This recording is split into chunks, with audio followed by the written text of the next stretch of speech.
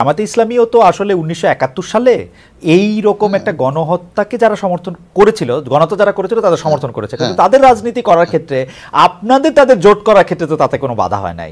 কিন্তু বৈষম্য বিরোধী, তাহলে এই ফর্মুলাতে তো ছাত্রলীগকে নিষিদ্ধ করা দরকার নাই, এখন বৈষম্য বিরোধী ছাত্র আন্দোলনকে নিষিদ্ধ করা দরকার, কারণ ওরা সরকারের ব্যাপারে সিদ্ধান্ত। ছাত্র শিবিরের রাজনীতি ছাত্রদল সেম ছিল, ছাত্রদল সেম ছিল,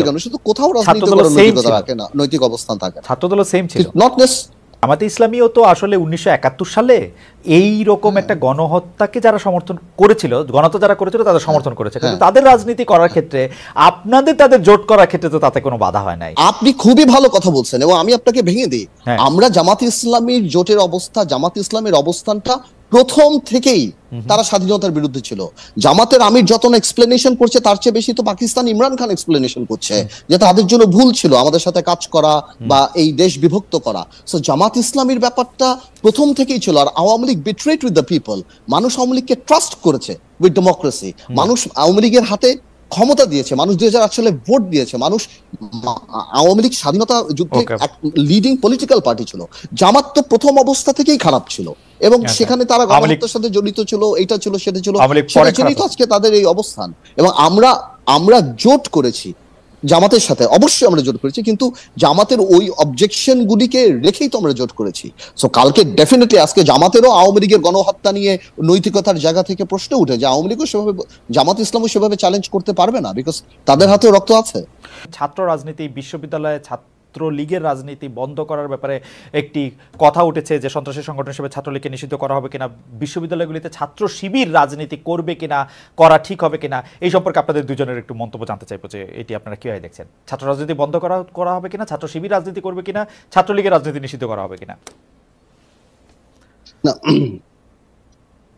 আমি একটা প্রশ্ন করি, আসলে ছাত্রলীগের কথাটা এই 5 তারিখের পরে বা 20 তারিখ জুলাই মাস থেকে 10 তারিখ পর্যন্ত, মানে 5 তারিখ পর্যন্ত এই বছরের যে ভূমিকাটা, সেটা তো কোনো ছাত্র বা রাজনৈতিক ভূমিকা না।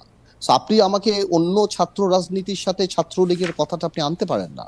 এবং আমি খোলাখুলি বলছি যে রাজনৈতিক দল, সেটা আওয়ামী লীগ হোক, ছাত্রলীগ হোক, যুবলীগ হোক, আমরা হই যেই হই, তারা যদি রাজনৈতিক দলের বৈশিষ্ট্য হারিয়ে একটা খুনি দল হিসাবে একটা টেররিস্ট অর্গানাইজেশন জেনোসাইড করার মধ্যে ঢুকে যায়, তাহলে তো সে রাজনৈতিক দল থাকে না। তাহলে আপনি তাকে ছাত্র লীগ বলে ছাত্রদের রাজনীতিকে আমরা নিষিদ্ধ করতে যাচ্ছি না।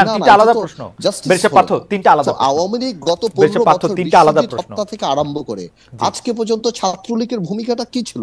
টেন্ডারবাজি, চাঁদাবাজি, মারামারি, হেলমেট বাহিনী ছাড়া। তো যেই রাজনৈতিক দলের অবস্থান সেটা হবে রাজনৈতিক দলের নামে।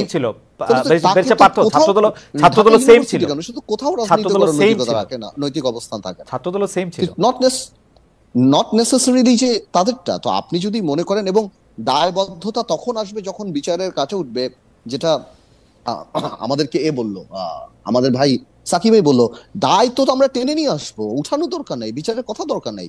যে পরিমাণ মানুষ হত্যা করেছে ছাত্রলীগ, যুবলীগ এবং আওয়ামী লীগের নেতৃত্বে, ছাত্রলীগ তো ইন্ডিপেন্ডেন্ট অর্গানাইজেশন হিসেবে কাজ করে নাই। আমাদের এখনো চোখে ভাসে এই সাদ্দামরা যেভাবে দাঁড়িয়ে বলেছে ফেসবুক দেখে দেখে আমরা এক একটা বিচার করবো, তারা করেছে। তো আমার প্রশ্নটা হলো যে ছাত্রলীগের সাথে ছাত্র রাজনীতিকে আপনি মিক্স করতে পারেন না। আমি তিনটা আলাদা প্রশ্ন করছি, আমি তিনটা আলাদা প্রশ্ন করছি।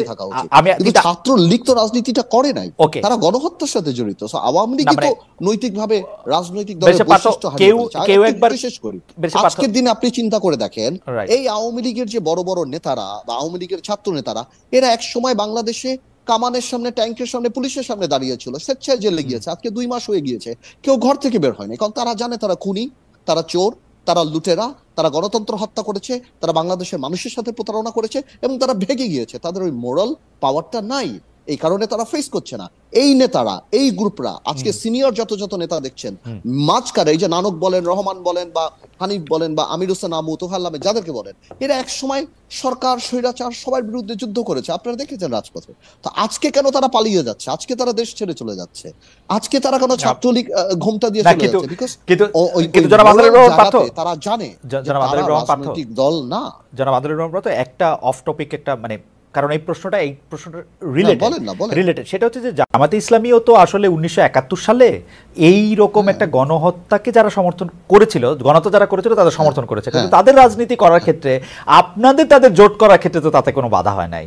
কিন্তু বৈষম্য বিরোধী, তাহলে এই ফর্মুলাতে তো ছাত্রলীগকে নিষিদ্ধ করা দরকার নাই, এখন বৈষম্য বিরোধী ছাত্র আন্দোলনকে নিষিদ্ধ করা দরকার, কারণ ওরা সরকারের ব্যাপারে সিদ্ধান্ত। ছাত্র শিবিরের রাজনীতি ছাত্রদল সেম ছিল, ছাত্রদল সেম ছিল, নৈতিক অবস্থান থাকে, ছাত্রদল সেম ছিল। জামাতে ইসলামীও তো আসলে 1971 সালে এই রকম একটা গণহত্যাকে যারা সমর্থন করেছিল, গণহত্যা যারা করেছিল তাদের সমর্থন করেছে, কিন্তু তাদের রাজনীতি করার ক্ষেত্রে তাদের জোট করার ক্ষেত্রে তো তাতে কোনো বাধা হয় নাই। আপনি খুবই ভালো কথা বলছেন এবং আমি আপনাকে ভেঙে দিই। আমরা জামাতে ইসলামীর জোটের অবস্থা, জামাতে ইসলামের অবস্থানটা প্রথম থেকেই তারা স্বাধীনতার বিরুদ্ধে ছিল।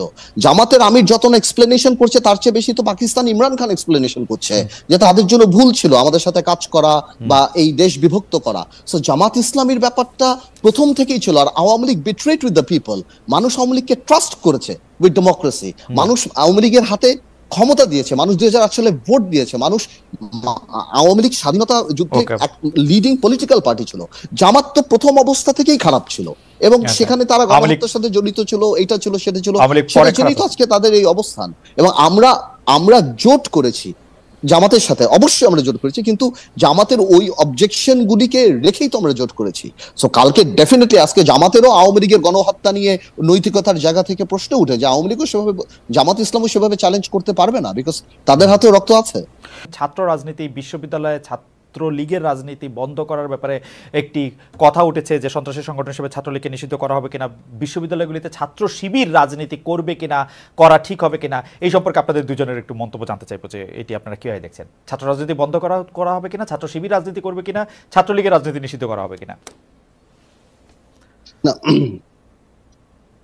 আমি একটা প্রশ্ন করি, আসলে ছাত্রলীগের কথাটা এই 5 তারিখের পরে বা 20 তারিখ জুলাই মাস থেকে 10 তারিখ পর্যন্ত, মানে 5 তারিখ পর্যন্ত এই বছরের যে ভূমিকাটা, সেটা তো কোনো ছাত্র বা রাজনৈতিক ভূমিকা না। আপনি আমাকে অন্য ছাত্র রাজনীতির সাথে ছাত্রলীগের কথাটা আপনি আনতে পারেন না। এবং আমি খোলাখুলি বলছি যে রাজনৈতিক দল, সেটা আওয়ামী লীগ হোক, ছাত্রলীগ হোক, যুবলীগ হোক, আমরা হই যেই হই, তারা যদি রাজনৈতিক দলের বৈশিষ্ট্য হারিয়ে একটা খুনি দল হিসাবে একটা টেররিস্ট অর্গানাইজেশন জেনোসাইড করার মধ্যে ঢুকে যায়, তাহলে তো সে রাজনৈতিক দল থাকে না। তাহলে আপনি তাকে ছাত্র লীগ বলে ছাত্রদের রাজনীতিকে আমরা নিষিদ্ধ করতে যাচ্ছি না। আলাদা প্রশ্ন, আওয়ামী লীগ গত 15 বছর থেকে আরম্ভ করে আজকে পর্যন্ত ছাত্রলীগের ভূমিকাটা কি ছিল? টেন্ডারবাজি, চাঁদাবাজি, মারামারি, হেলমেট বাহিনী ছাড়া। তো যেই রাজনৈতিক দলের অবস্থান সেটা হবে রাজনৈতিক দলের নামে। শুধু কোথাও নৈতিক অবস্থান থাকে, নট নেসেসারিলি যে তাদেরটা। তো আপনি যদি মনে করেন, এবং দায়বদ্ধতা তখন